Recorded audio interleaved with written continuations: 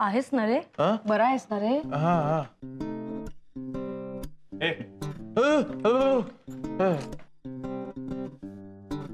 पप्पू बापू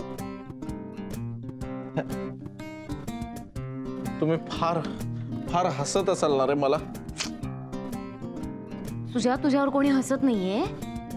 तू बदलायला जाऊ नकोस. तू आहे तसंच हवायस आम्हाला. हो हो हो हो. हे बघ, तू एवढा बॅलन्स्ड आहेस ना, म्हणून आम्ही बॅलन्स सोडून वागू शकतो, निर्धास्तपणे वागू शकतो. कळलं का? बरोबर आहे तिचं.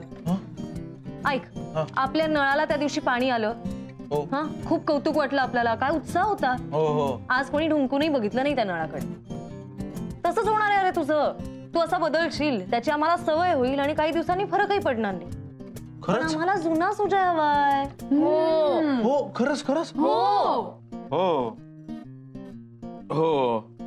Thank God. Really thank God.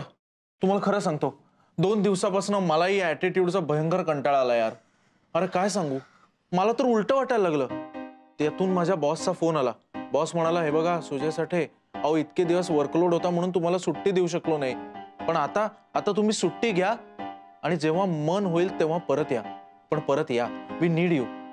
आणि अचानक मला माझं काम, माझं ऑफिस, माझा बॉस खूप छान वाटायला लागला. आणि त्याही पेक्षा महत्वाचं, हे जे रिकामपण आहे ना, ते भयंकर आहे रे बाबा. अरे त्या रिकामपणात शांत राहणं म्हणजे शक्य नाहीये मला. तुम्ही कसं काय करता तुम्ही ग्रेट आहात यार.